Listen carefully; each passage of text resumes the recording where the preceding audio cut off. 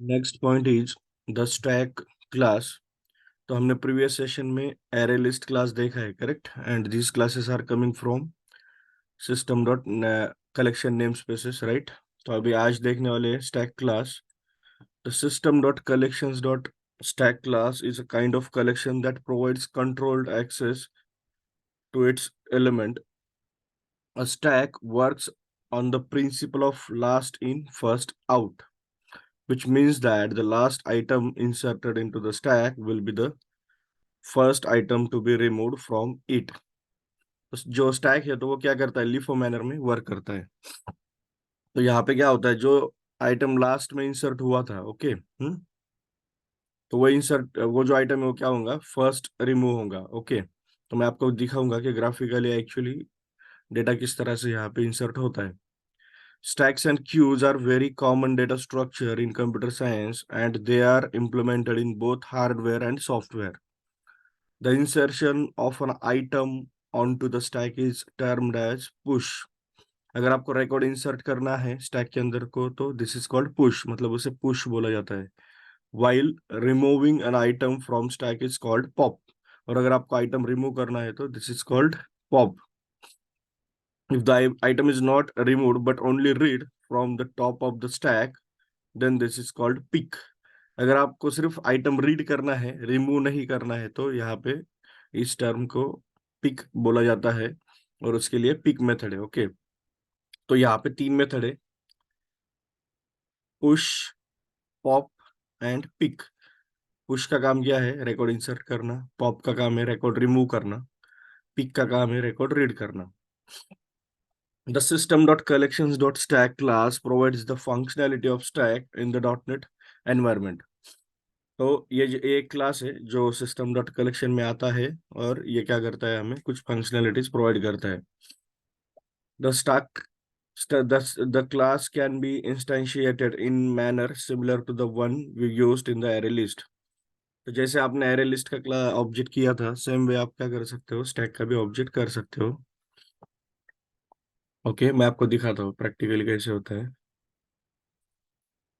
Okay, तो हम इस चेकआउट में काम कर रहे हैं, राइट? ओके, यहाँ पे फोल्डर भी क्रिएट किया हुआ है। तो इसके अंदर ही मैं क्या करता हूँ, एक नया प्रोजेक्ट ऐड करते हैं।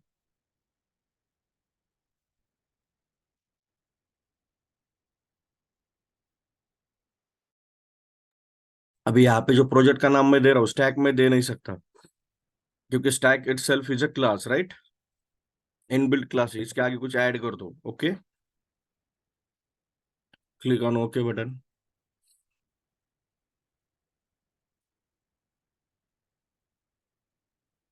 सेट एज अ स्टार्टअप करना है यहाँ पे। आपको क्या करना है, सिंपली से stack S T equal to new stack, उसके बाद राउंड ब्रैकेट। अभी यहाँ पे आ नहीं रहा, इसका क्या रीजन है, because we have to add system dot collection reference, okay. तो इस तरह से ये आएगा, ठीक है। इसके बाद क्या है, आप क्या कर सकते हो, you can add any data type of values into the stack. आप कोई भी डेटा टाइप के वैल्यूज इसके अंदर इंसर्ट कर सकते हो, ओके। उसके बाद क्या है कि आप जब आप ऑब्जेक्ट क्रिएट कर रहे हो, जैसे मैंने ST1 ये एक ऑब्जेक्ट क्रिएट किया है, यहाँ पे आप साइज भी दे सकते हो। आपको कितने रिकॉर्ड इनिशियली चाहिए, इनिशियल साइज कितनी चाहिए, बाद में वो ऑटोमेटिकली इंक्रीज होती है, ये तो आपको पता ही है, करेक्ट? बाकी जो प्रॉपर्टीज है कलेक्शन की वो सब सेम है, जैसे डायनेमिक प्रॉपर्टी इंक्रीज, ये सब चीजें, राइट? या फिर any data type of support, correct? अब यहाँ पे जो अभी जो जो मेथड के बारे में डिस्कशन हुआ था उसमें क्या थी, सबसे पहले हम देखेंगे पिक मेथड। तो पिक मेथड का काम क्या है, peek method is read the top most element, okay, ठीक है। तो किस तरह से यूज करना है आपको, आपका ऑब्जेक्ट नेम डॉट पिक। तो अभी यहाँ पे ये मैंने क्यों डिफाइन किया है ये वेरिएबल, तो इसका रीजन मैं आपको बताता हूँ। अगर आप इस मेथड को F12 करोगे इसका जो डेफिनेशन है वो आप देखो ठीक से, क्या है? रिटर्न टाइप ऑब्जेक्ट है, करेक्ट। इसलिए मैंने ऑब्जेक्ट टाइप का वेरिएबल डिक्लेयर किया equal to st dot peek. तो ये क्या करेगा, जो टॉप मोस्ट एलिमेंट है it will read that, okay. And वही एलिमेंट आपको यहाँ पे आउटपुट में दिखाई देगा, मतलब इस वेरिएबल में आएगा और वही आपको यहाँ पे दिखाई देगा। तो सबसे पहले मैं प्रोग्राम रन करता हूँ और ये दिखाता हूँ कि इसमें आइटम किस तरह से ऐड होते हैं।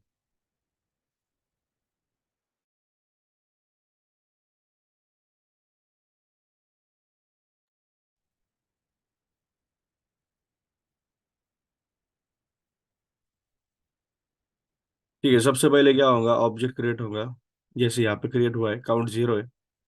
फिर फर्स्ट आइटम इंसर्ट हो गया, तभी आप देख सकते हो यहाँ पे 0 इंडेक्स को वैल 1 इंसर्ट हो चुका है।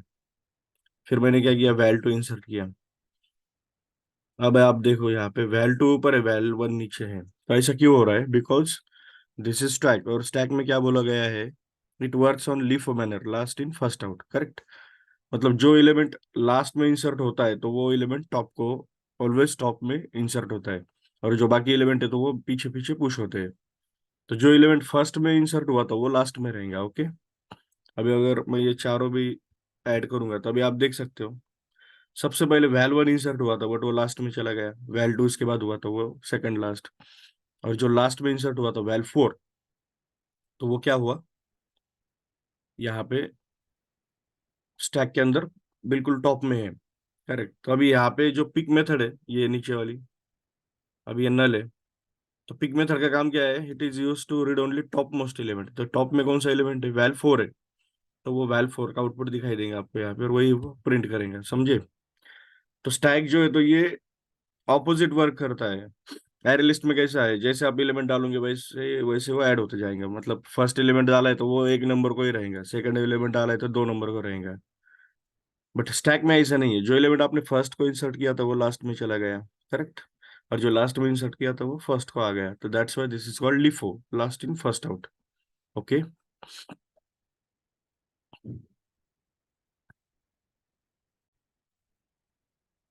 ओके, मैं आपको ग्राफिकली दिखाता हूँ कि स्टैक किस तरह से वर्क करता है। जस्ट इमेजिन आपको क्या करना है, 4 एलिमेंट स्टैक के अंदर इंसर्ट करने हैं, राइट। तो मैं अभी के लिए सिर्फ 4 एलिमेंट का ही एक स्टैक बनाता हूँ, 1 2 1 2 3 4, राइट। तो हमें ये स्टैक है, राइट। और this works on the principle of LIFO, last in first out, correct. तो अभी यहाँ पे क्या होगा, जैसे मैंने, मुझे V1 इंसर्ट करना है तो मैं क्या करूंगा, V1 इंसर्ट कर दूंगा यहाँ पे, ठीक है। तो V1 इंसर्ट हो जाएगा। अब मुझे V2 इंसर्ट करना है तो क्या होगा, जो V1 है वो यहाँ पे शिफ्ट हो जाएगा, और सॉरी, V1 यहाँ पे शिफ्ट होगा, 1 मिनट, हाँ, V1 यहाँ पे शिफ्ट हो जाएगा, ओके। और ये जो V1 यहाँ पे था इसकी जगह पे V2 इंसर्ट हो जाएंगे, ओके।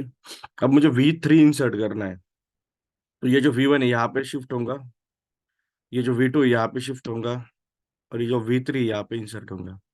तो that's why this is called last in first out. अगर मैं V4 इंसर्ट करूंगा तो क्या होगा, फिर V4 यहाँ पे आ जाएगा, V3 यहाँ पे आएगा, V2 यहाँ पे, और V1 यहाँ पे। तो इसका मतलब क्या है, जो लास्ट इंसर्टेड आइटम है वो ऑलवेज कहाँ पे होता है, टॉप को होता है। और जो फर्स्ट इंसर्टेड आइटम है वो कहाँ पे होता है, लास्ट। तो this is how stack works. तो अगर आप हमेशा पिक करोगे, पिक का काम क्या है, टॉप मोस्ट एलिमेंट रीड करना है, तो आपको इतना एक ही एलिमेंट मिलेगा हमेशा, वैल 4, मतलब टॉप में उतना एक ही एलिमेंट है। और यहाँ पे कैसा है, जैसा एरे लिस्ट में इंडेक्स होती है, राइट, जैसे 0 1 2 3, तो आप कोई भी एलिमेंट एक्सेस कर सकते हो एरे लिस्ट में। यहाँ पे ऐसा नहीं है, आप सिर्फ टॉप मोस्ट एलिमेंट ही एक्सेस कर सकते हो, इतना एक ही एलिमेंट, मतलब जो टॉप में है वो। तो आप बोलोगे कि सर मुझे अगर ये एलिमेंट एक्सेस करना है, ये करना है, ये करना है, तो फिर कैसे करेंगे? तो इसका आंसर क्या है, आपको अगर ये चाहिए होगा तो इसको डिलीट करना होगा स्टैक के अंदर से। अगर ये एलिमेंट चाहिए तो इसको डिलीट कर दो, अगर ये एलिमेंट चाहिए तो इस एलिमेंट को डिलीट कर दो, तो तभी आपको वो मिलेगा, ओके। डायरेक्ट इंडेक्स थ्रू कोई एलिमेंट एक्सेस नहीं होगा यहाँ पे,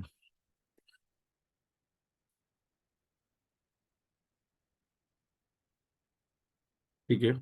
इतना समझ में आ गया?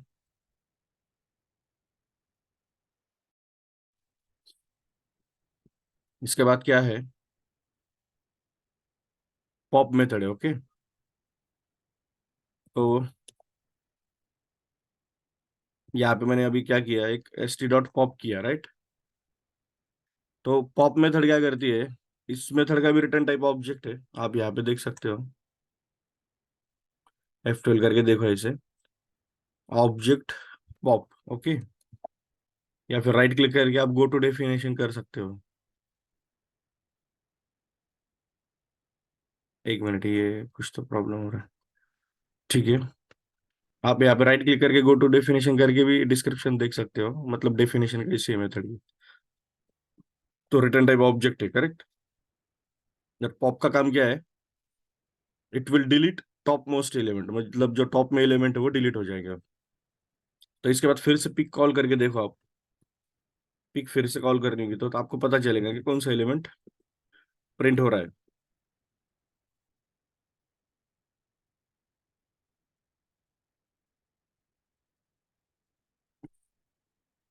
ठीक है, ये एलिमेंट जो डिलीट हुआ है, तो वो क्या करेगा, वो जो मेथड है पॉप मेथड एलिमेंट को डिलीट कर देंगी, and it will return that element into that object, इस वेरिएबल के अंदर होगा।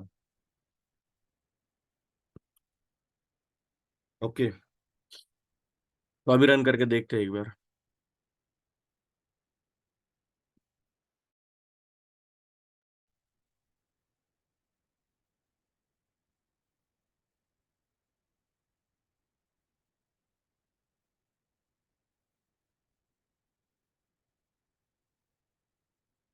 कुछ तो एरर है, पहले एरर सॉल्व करते हैं।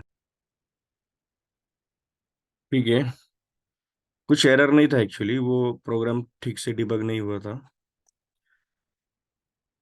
तो यहाँ पे आपको पता है, यहाँ पे वैल्यूज इंसर्ट होंगे पुश टर्म यूज करके। पिक से क्या होता है, लास्ट एलिमेंट रीड होता है, यहाँ पे वैल 4 दिखाई दे रहा है, यहाँ पे प्रिंट कर दिया। अब जैसे कि मैंने आपको बताया, पॉप क्या करता है, it will return deleted item, will delete top most element and return deleted item. तो पॉप क्या करेगा, वो आइटम डिलीट करेंगे। अभी जैसे वैल 4 है, तो वो डिलीट कर दिया। सबसे पहले हम देखते हैं कि वैल 4 डिलीट हुआ है क्या, यहाँ पे जाके देखो आप एसटी के अंदर। करेक्ट, वैल 4 हो गया, मतलब टॉप मोस्ट एलिमेंट ही डिलीट होगा ऑलवेज, और वो रिटर्न हो जाएगा यहाँ पे। ओके, तो ये प्रिंट कर दिया मैंने। उसके बाद फिर से पिक किया, तो पिक करने के बाद देख सकते हो यहाँ पे वैल 3 प्रिंट हो रहा है, राइट। यहाँ पे भी देखो आप, पिक में वैल 3 है। इसका रीजन क्या है, बिकॉज अभी टॉप में एलिमेंट कौन सा है, वैल 3 है, इसलिए। करेक्ट, तो इस तरह से क्या होता है कि आप एलिमेंट पुश एंड पॉप कर सकते हो। ओके, अभी आपका क्वेश्चन होगा, सर मुझे अगर ऑल एलिमेंट प्रिंट करने हैं तो कैसे होगा। तो उसका आंसर व्हाइल लूप यूज करो आप। मैं आपको दिखाता हूँ कैसे होता है। यहाँ पे देखो क्या लिखा है, while S T dot count is not equal to 0। मतलब मैं यहाँ पे सिर्फ काउंट चेक कर रहा हूँ, और यहाँ पे क्या हो रहा है नीचे अंदर, object OBJ equal to S T dot pop.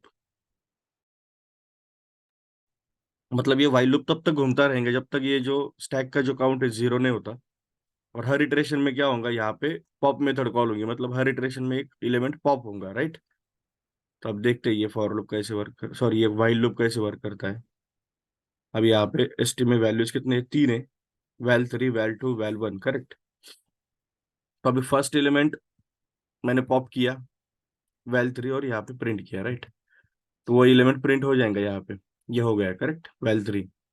उसके बाद अभी फिर से चेक किया, काउंट कितना है, काउंट 2 है, कंडीशन ट्रू हो गई। फिर से और एक एलिमेंट पॉप हो गया, वैल 2 प्रिंट हो गया, करेक्ट। यहाँ पे वैल 2 प्रिंट हो गया। उसके बाद फिर से थर्ड एलिमेंट वैल 1 पॉप हुआ, करेक्ट, और प्रिंट हो गया। अभी एसटी में अगर आप देखोगे तो काउंट 0 है, राइट। मतलब तीनों भी एलिमेंट डिलीट हो चुके हैं, और वो तीनों भी एलिमेंट यहाँ पे प्रिंट हो चुके हैं, करेक्ट। इसका मतलब क्या है, अगर आपको ऑल एलिमेंट एक्सेस करने तो आपको one by one her element को प्रिंट करना ही होगा, सॉरी डिलीट करना होगा, उसके बाद ही वो अवेलेबल होंगे, करेक्ट। फाइनली यहाँ पे काउंट 0 हो गया, व्हाइल लूप एंड हो चुका है, और प्रोग्राम कंप्लीट हो गया आपका, करेक्ट। यहाँ पे आउटपुट है। तो इस तरह से आप क्या कर सकते हो, स्टैक के अंदर काम कर सकते हो। ओके, तो यहाँ पे सब कुछ दिया हुआ है, मैंने भी आपको वीडियो में सब कुछ बताया है। तो स्टैक के अंदर इतना ही है। नेक्स्ट सेशन में हम लोग क्यू देखेंगे।